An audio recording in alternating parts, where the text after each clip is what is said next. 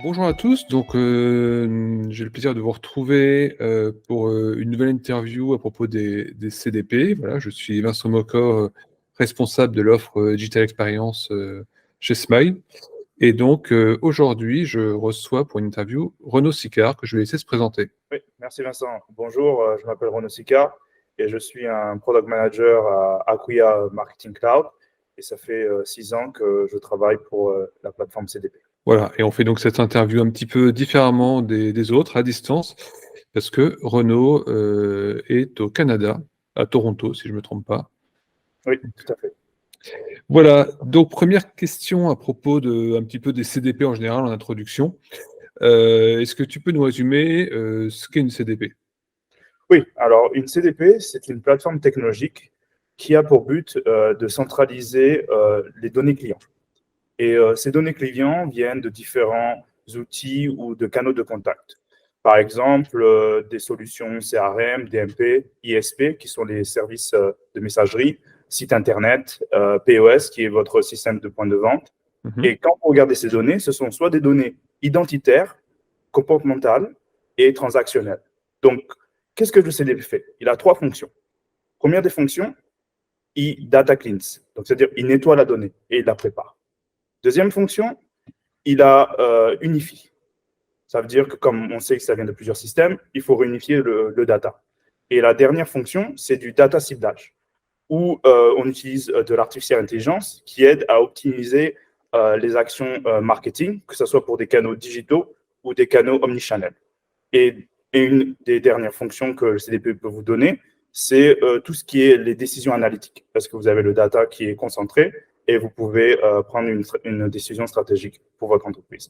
Donc tout cela, en gros, vous permet à vous donner une vision globale de cette journée client qui est actualisée chaque jour. D'accord, donc sur les derniers points que tu as évoqués, effectivement, c'est des spécificités assez intéressantes. Après sur un peu sur les premiers points, j'ai l'impression qu'il y a des similitudes avec un CRM. Donc est-ce que, les 2 peuvent cohabiter ou est-ce qu'une CDP a vocation à remplacer un CRM? C'est une bonne question. On va dire les deux plus vont cohabiter. Parce qu'on sait qu'une CRM, c'est une Customer Relationship Management, qui a pour but de concentrer principalement les données de vente et d'interaction directe avec le client. Que le CDB, lui, il va collecter ces informations et il va les réutiliser pour amplifier ce parcours client. D'accord. OK, ça me paraît clair et par rapport aux plateformes dont on parlait il y a quelques années, les DMP, est-ce que la CDP, c'est un peu un rebranding de la DMP ou est-ce qu'il y a des vraies différences? Non, actuellement, c'est différent. Parce qu'on sait qu'une plateforme DMP se concentre et gère des données publicitaires et surtout des données de cookies à des Mmh. fins de ciblage publicitaire marketing. Et on se rappelle que ces données sont retenues dans ces systèmes à court terme. Qu'une CDP, quand le DMP transmet ces données, elles sont conservées à long terme et ça aide à créer un profil client plus complet ajouté avec les autres sources. D'accord. Alors en plus, alors c'est peut-être un peu plus spécifique au marché européen, mais c'est vrai que les cookies tiers, on a tendance à les voir disparaître de plus en plus et on a l'impression que c'est aussi un petit peu la fin de vie des DMP, qui en faisaient une grande consommation. Oui, tout à fait. Et j'aimerais préciser que les CDP, quand ils s'intègrent avec les sites Internet, ils sont first party cookie, qui est bien sûr que Ouais. l'autorisation que vous avez donnée à vos clients de choisir, vous savez, le petit consentement, la box Mmh. qui vous dit si vous avez le droit de vous suivre suivant les actions que vous faites dans le site Internet, sur le site Internet. OK, très bien et donc il y a une notion un peu de segmentation des clients, dans les CDP qu'on retrouve aussi dans les CRM. À quel est l'intérêt de les faire plus tôt, dans les CDP ou est-ce qu'il y en a qui vont se faire côté CRM, d'autres côté CDP? Euh, ça dépend. Je vais proposer une terminologie que certaines peut-être entreprises utilisent.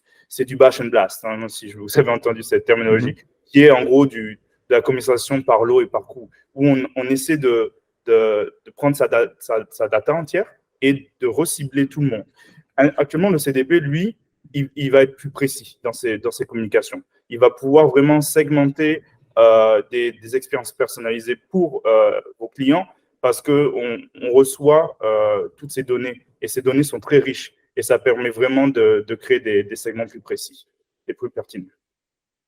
D'accord. D'accord, parce qu'il y a plus de données que dans un CRM, donc il va pouvoir être plus précis et peut-être que les segments de CRM font partie des sources de données que va utiliser la CDP, par exemple. Les segments de CRM pourraient faire partie des données que la CDP utilise. Oui, tout à fait. Ouais. OK, d'accord. Et après donc rapidement là les segments qu'il y a dans la CDP, on va pouvoir les utiliser pour faire quel type d'action? Alors, les types d'actions, ça varie suivant les entreprises, je vais dire. Ça dépend du ciblage et des canaux de communication. On a beaucoup de clients qui sont dans, on va dire, tout ce qui est retail, les ventes. Donc, eux, ils engagent beaucoup sur des canaux de SMS, d'app, DAP, CRM encore, ou d'email. Et je peux vous donner un exemple. Par exemple, des campagnes de réactivation euh, de 30, 60 et 180 jours.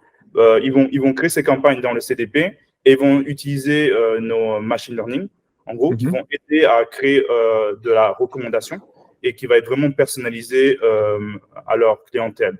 Et dernièrement, ils peuvent aussi enrichir ce parcours client. Vous savez, quand vous voulez créer une campagne un peu digitale et la transformer en omnichannel, c'est-à-dire ramener le client à venir dans vos magasins, vous pouvez créer, grâce à l'information du CDP, une localisation autour de où le client habite et Mmh.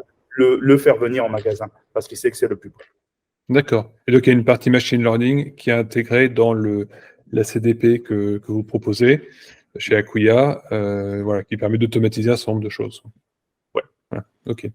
Et bah, justement, voilà, très bonne transition, donc Acquia est connu, voilà, pour être fondé par Dries Buytaert, le créateur de Drupal, mais maintenant on propose beaucoup de solutions, qui vont se connecter, à Drupal, éventuellement peut-être à d'autres choses, peut-être qu'on l'abordera, et en particulier donc Neuf CDP. Est-ce que tu peux nous la présenter en quelques mots? Oui, alors notre CDP, je pense que c'est une solution marché assez type, comme vous avez compris, où la première chose, on se concentre sur améliorer les contrôles de données, donc corriger toute cette donnée, casser les silos, c'est très important parce qu'on recentralise le data et Mmh. créer ces segments vraiment précis et personnels pour la clientèle.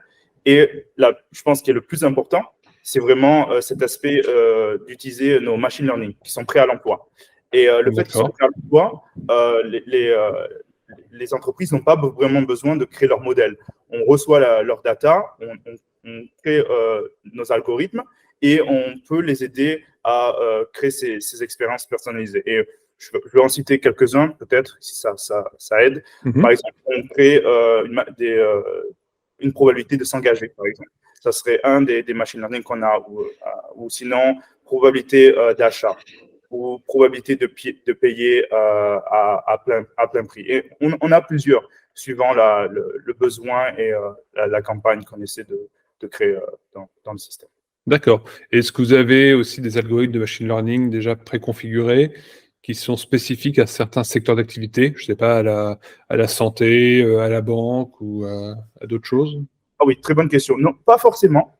Et c'est pour ça qu'on a créé un système qui s'appelle CDP Studio, où Mmh. si des compagnies ont des data scientists, ils peuvent créer leurs propres algorithmes et leurs propres modèles. D'accord, très bien.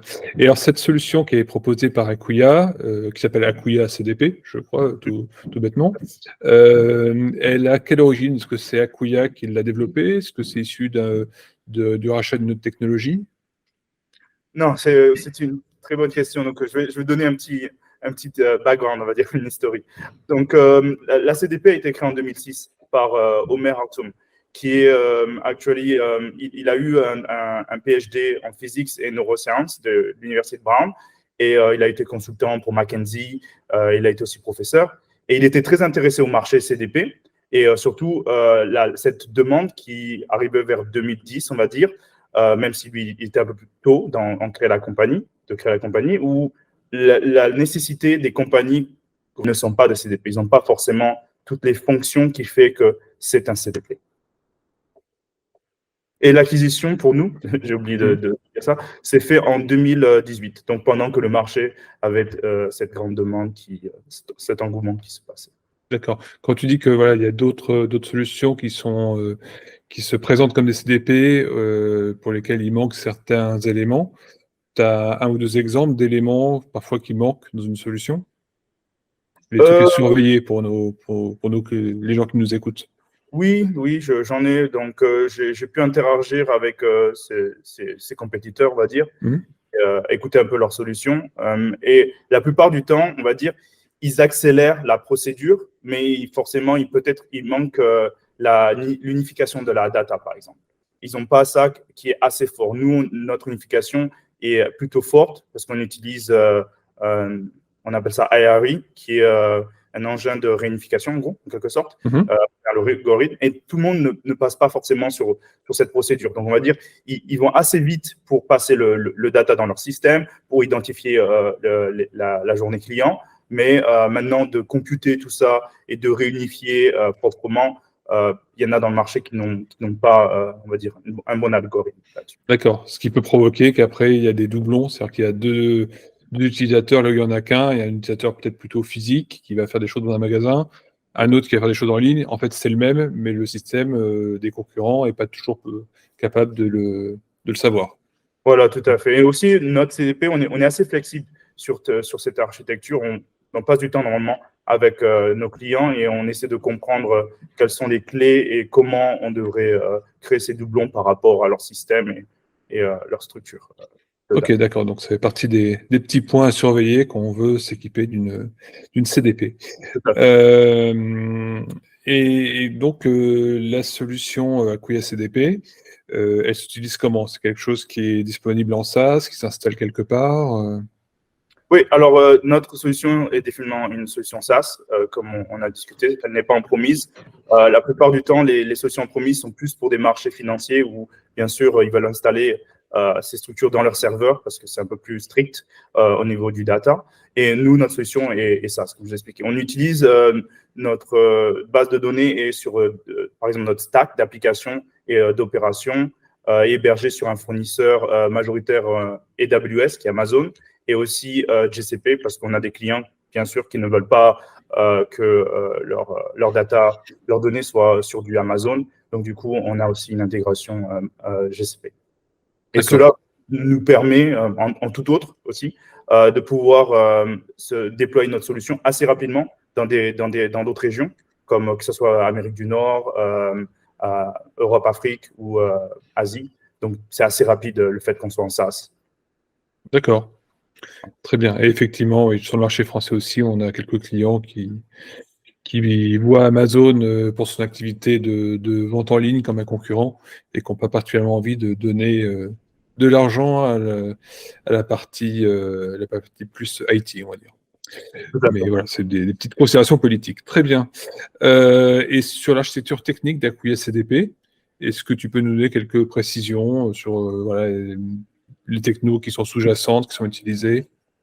Oui, oui, oui, tout à fait. Donc, bon, vous connaissez l'infrastructure cloud déjà, comme je vous ai expliqué, c'est un peu ce qui est l'entrepôt des données, mais on utilise une technologie qui est très connue du marché, qui est, on va dire, en montée, c'est Snowflake.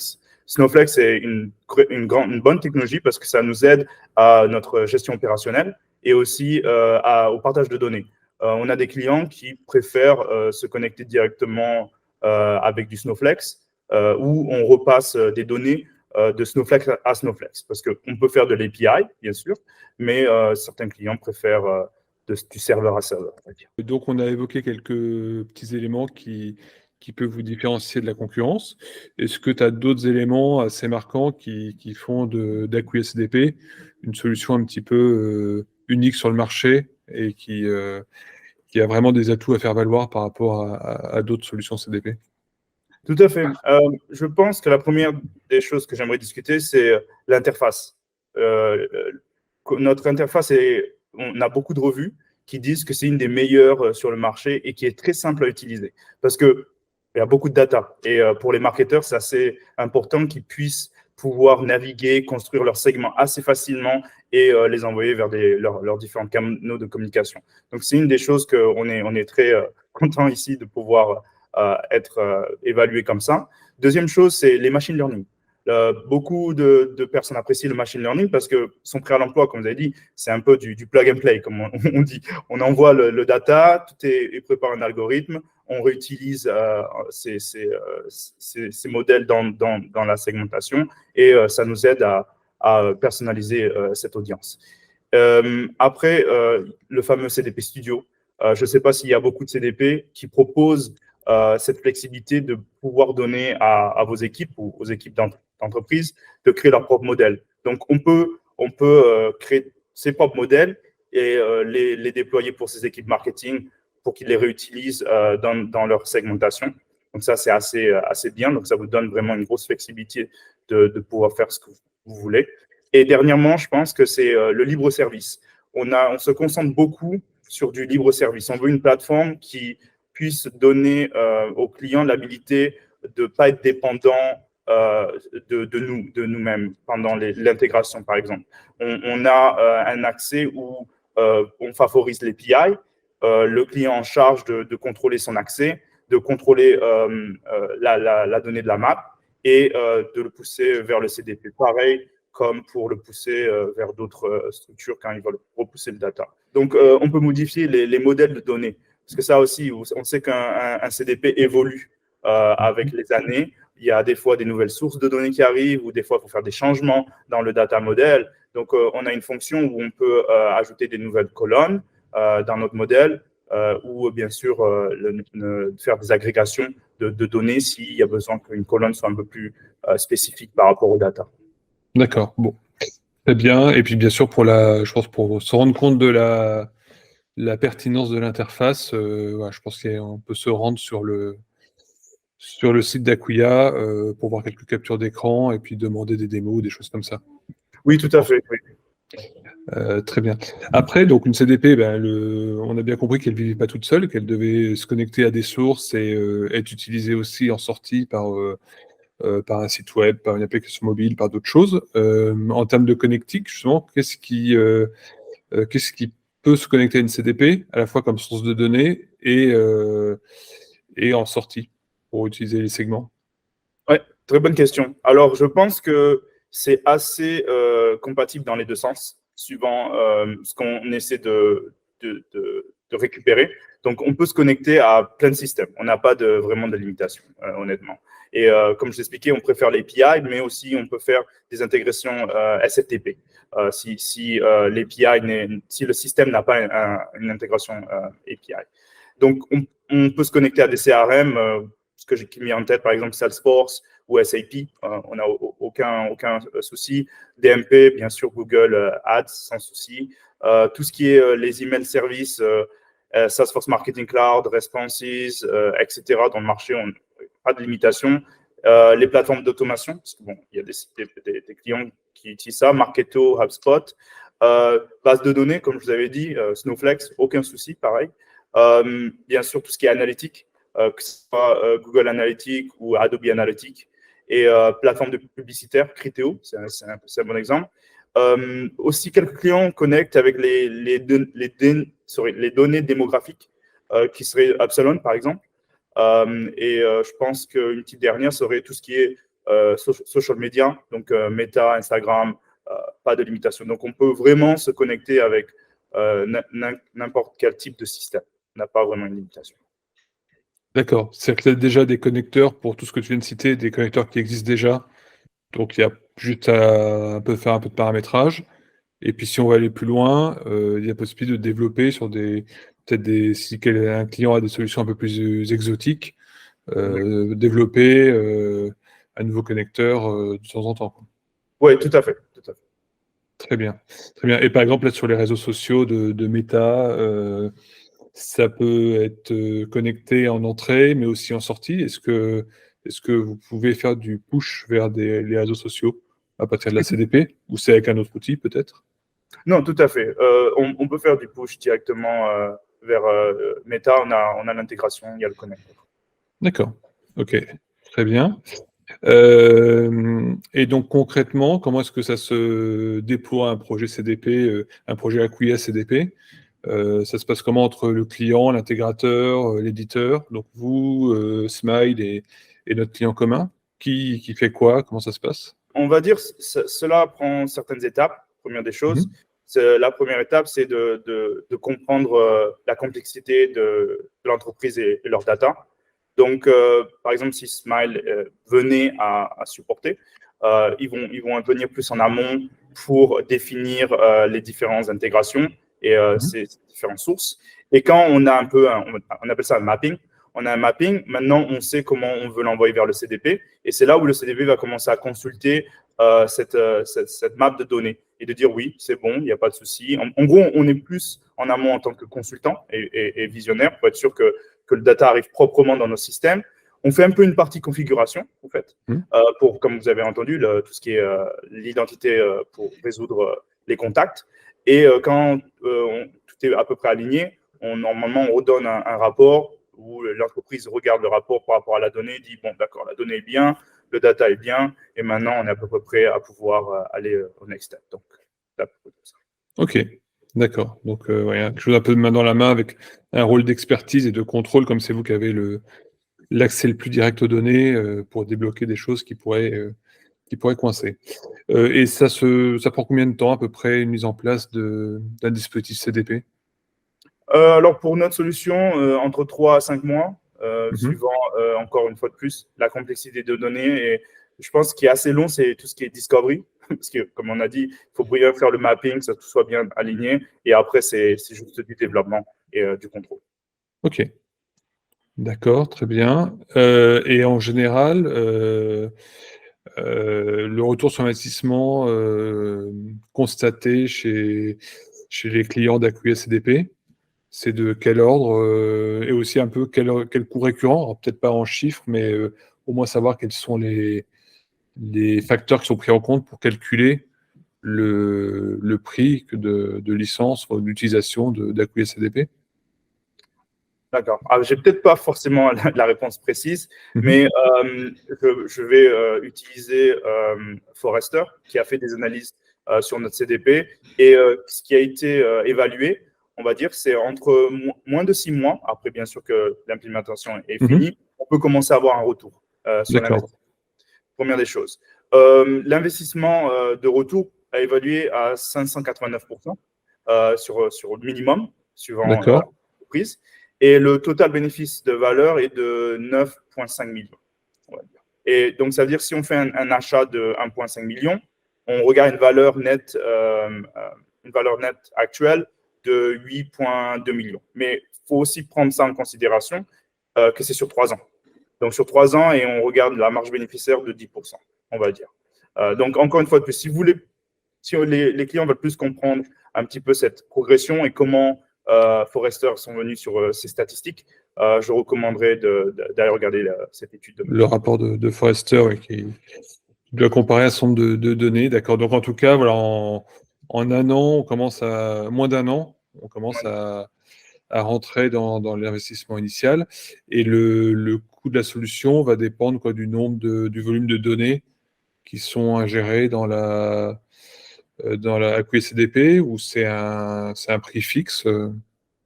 Non, tout à fait. C'est plus basé sur le volume de données. Le volume de données qui est réconcilié parce que, bien sûr, on a plusieurs sources de systèmes et après, on regarde quel est le volume quand il est réconcilié. Donc, on a une estimation à peu près et chaque année ou chaque 3 ans, suivant le contrat, on réévalue parce que la donnée grandit, parce qu'il y a plus d'informations, il y a de l'acquisition qui se fait entre-temps.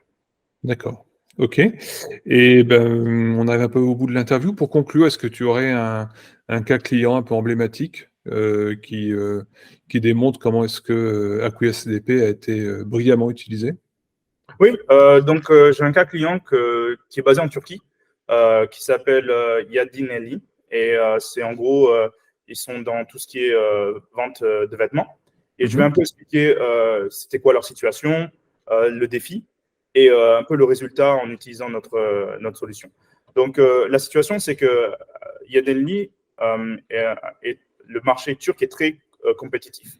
Donc, ils ont besoin constamment de réengager leurs clients rapidement et de cibler leur campagne avec de la personnalisation qui n'avaient pas. Donc, c'était ça un peu la situation. Et le défi pour pouvoir faire en sorte qu'ils reçoivent proprement leur clientèle, c'est de regarder des analyses. Et ils n'avaient pas les moyens d'avoir, on va dire, des bons systèmes pour pouvoir faire ces analyses. Comme ça, ils pouvaient comprendre leurs clients. Donc, notre CDP leur a donné cette habilité de pouvoir faire des analyses, numéro un, donc de découvrir des opportunités. Et de deux, de créer maintenant des campagnes plus ciblées avec nos machine learning. Et ils ont constaté que, je vais vous dire en Libra, parce que c'est turc, 125 000 Libras de revenus supplémentaires par campagne. Donc pour eux, c'est vraiment réalisé, waouh, utiliser du machine learning et être super précis sur nos audiences par rapport aux analyses qu'on a fait, a complètement triplé, quadruplé leur investissement. Et ils ont eu des retours d'investissement de plus de 3500%, qui est c'est inimaginable. C'est D'accord. Très bien, très bien, très bien. Non, c'est vrai que ça a l'air assez impressionnant, effectivement. Oui. Merci beaucoup, Renaud. Je ne sais pas si tu avais d'autres choses à ajouter. Non, pas forcément. Je voudrais inviter les personnes intéressées à regarder notre CDP, notre site internet, acquis.com, et de regarder un peu les use cases de chaque différent client qu'on a, et bien sûr, s'ils sont plus intéressés, de regarder pour des démos. Voilà. D'accord, très bien. Eh ben, merci beaucoup, Renaud. Voilà. Et puis, pour nos auditeurs, voilà, je les invite à regarder les autres vidéos, les autres interviews autour des CDP, voilà, que Smile a réalisé et mis en ligne. Voilà. Merci. Au revoir.